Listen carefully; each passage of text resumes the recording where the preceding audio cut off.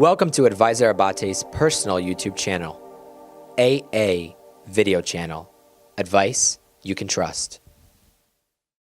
My name is Caio Goncalves, and I'm thrilled to be here hosting Advisor Abbate's YouTube channel weekly webcast. AA is the CEO of Uxora, an international corporate advisor. Every week, he and I will be discussing topics ranging from politics to international affairs, travel, and even business advice. Thank you for joining us, AA. Why don't we start with you telling us a little bit more about yourself? Sure. I'm a very passionate individual, and I get bored quite easily, actually, with operations. And I'm best suited for strategic planning. And during the process of strategic planning, I create the entire structure for the new organization. As you know, we are in international corporate management, and that's imperative for the commencement of a new activity. And how do I compensate for this boredom? I compensate by working in 3 different continents and networking across these continents. I travel every other week. So I may go to Western Europe and do a 10-day marathon intervention. I call it a marathon intervention, a meeting with the existing clients and entrepreneurs. Is that ever overwhelming, the constant travel, or is that where you really feel at your best, just traveling and applying all of your skills all over the world? Traveling for me, changing places, the constant change generates a lot of energy for me. It could be tiring for certain individuals, I understand it, but moving from place to place generates more energy and allows me to plant seeds, have a discussion with the existing clients and entrepreneurs. Then clearly this is about business, and business decisions take a little longer. So I let them think it over. Then I move on to Asia. And then I let them think it over. Then I come back to the US, I do the same. And by the time I return to Western Europe, they have made decisions. You're back to square one. No, they have answers from me. Right. So some of them will have answers, and others will discuss potential business with me. And that's how I'm able to compensate my boredom, to quickly becoming bored. And it's been an issue that I was able to resolve over the years. Now, what is your goal in really getting this new platform for your personal YouTube channel? I realize that it's very difficult for entrepreneurs at all levels to obtain real information on how to go about conducting business in Western Europe, the US, mainland China, or Special Administrative Region of Hong Kong, because many of these entrepreneurs, business people, business owners, and CEOs rely on the know-how of tax attorneys, commercial attorneys, accountants, and other professionals that are not specialized in corporate management or in international business. And they give you the advice based on their practice, their limited knowledge of international business. Many of them have never owned a business. Wow. And so, understanding this, I want to create a platform where I can give some real answers of real life experiences, true current facts of what is happening today. International corporate management is ever evolving. And why is it ever evolving? Not as a process, but where you're conducting the business. So unless you're conducting business every day in mainland China, in Hong Kong, in Western Europe, in the US, conducting business daily, interacting with banks, interacting with government agencies, interacting with the public, who is influenced by current technology, different trends developing, you don't know what to do. If you think you have done business in China, for example, 3 years ago, and think you can go back into business today, Totally different. it's different. So would you say that it's important to have a constant level of flexibility in what you do? I mean, certainly it's imperative, having flexibility, having an open mind, not resisting what others are doing, not ever thinking that your way is better than the others, not ever thinking like the typical tourist that would go to a foreign country and perhaps expecting them to speak English. Or being surprised why they're doing things differently than how I'm doing it at home. And it's obvious they're going to be doing things differently, accepting that every institution, every government, every business overseas is no different than any other business in America, and as such, everyone has their own policies, their own regulations, their own methods, and they should be respected as such. So when you're conducting business overseas, you have to ask yourself, and those people with whom you're conducting business, what is your rule?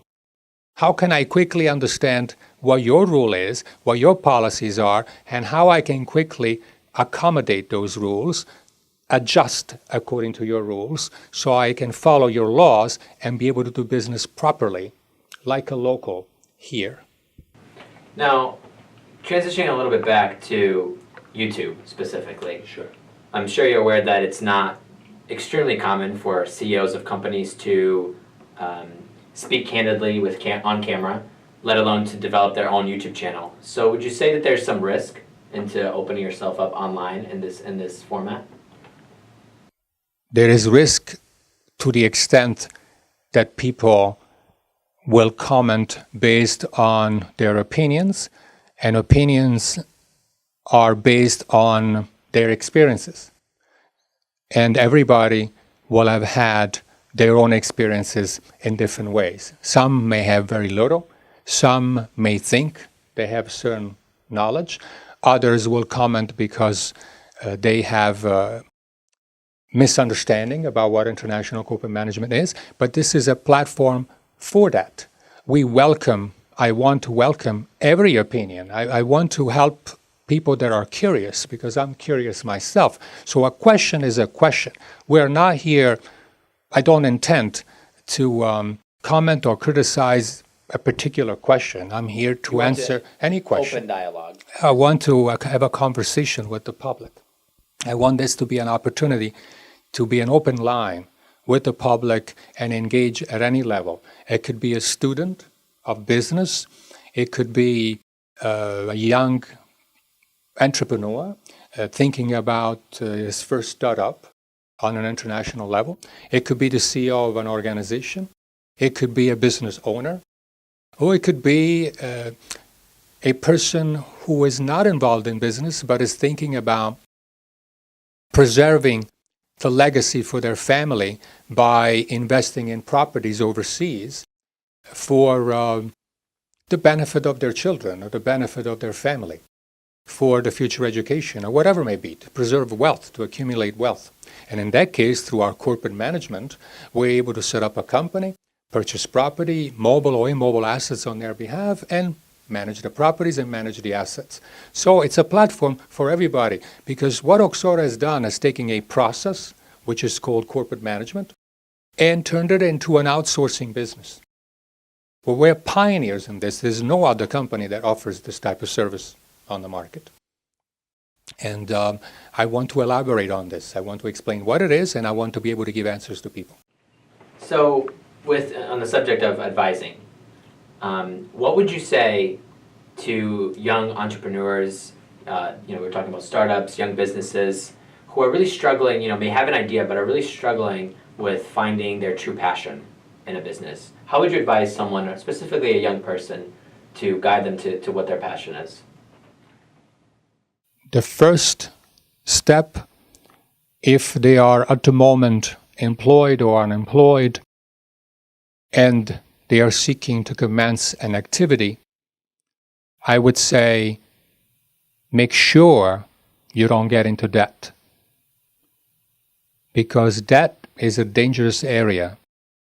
Debt, in turn, will cause you to make decisions you don't want to make. So freeing yourself from debt, living in a very humble way, will give you more choices. Often, very young people finishing college or already during college, and then they finish college, they have desires. I had them myself, I understand. They have desires. They want to get a car. They want to have their own apartment. They want to buy expensive clothing. They want to get a motorcycle. They want to buy a boat. Everybody has a different desire. They want to travel the world. They want to do these different things. So how do you accomplish this? Well, usually you get a first job. And it's very unlikely that you'll land, that the first job is going to be exactly what you wanted to do or perhaps what you studied. But what happens, the catch is you get the first job, you get that paycheck, and you start creating your life around that paycheck. And that's the detriment. That's the beginning of creating debt. And you want to buy these nice things, and then these nice things will cause you to your life to be dictated by the job that you have. Then you get stuck with it for a while, and then you want to change because you're not happy with it, and the next company will want to hire you to do exactly what you have been doing that you didn't like. And that's why many people end up having jobs that they are unhappy about. So my advice is stay out of debt, stay clean, stay sober, and create luck by being prepared and recognizing opportunity, and take advantage of the opportunity. And how important is it for a professional to love what he or she does every day? It's imperative. You know, we hear that all the time, that it makes all the difference in the world, but truly, how, you know, for someone, if you've had jobs that you haven't liked, Sure. What really is the difference now saying I travel all over the world, but I love what I'm doing? Absolutely. When the passage is made from when you are doing something that you love to doing something that you labor for, is that the activity of laboring for is called a job, and the other one is only called an activity. And when you're doing something that you love is an activity. You no longer call it work. It's an activity that you do. And you're not keeping track of your time anymore. And you constantly generate energy from what you're doing. I'm looking forward after we're done with the show about what I need to do next. And I don't know what time it is. I mean, yesterday, a typical example, at the end of the day, some of my employees came by my office to say, I'm leaving, you know, see you tomorrow. And you're leaving already. And I went to look, it was 6 p.m. So I felt it was noon. Right? So you have to do what you love, because what could be an example, right? If you are living alone, and it's unlikely you're going to prepare some food for yourself, right? It's not as rewarding. But if you have your friends over, or you have your family over, you have some guests over, then you labor to do something like that, and you do it with joy. You know, it's rewarding. And it's touching your emotions, because then you're doing something with love. They'll enjoy their food, and it gives you rewarding, you know, to give a very simple example, right? For sure. Right? It's sharing. It's about sharing. So you share your passion, you enjoy the passion, it motivates you, and emotions spark other emotions. And it brings all about positiveness for you and for the people that are around you. Okay? Another important factor is the cause. Why are you doing it for? The last thing you want to do is get a job for money or work for money. That is the last thing that you want to do. You need to do an activity for a cause. We're going to leave off here with AA, but we'll be back next week. And we invite all of our viewers online to leave questions that AA and I will look to answer next week. Thank you very much for being here. Thank you. And you can follow AA Advisor Abbate on YouTube, Twitter, and LinkedIn. Thank you. Cheers. We invite all of our viewers online to submit questions in the comment section. Each week, we will select a question to be answered by AA on the webcast. If you want to follow us, please find Advisor Abbate on YouTube, Facebook, Twitter, and LinkedIn, and we thank you for your time.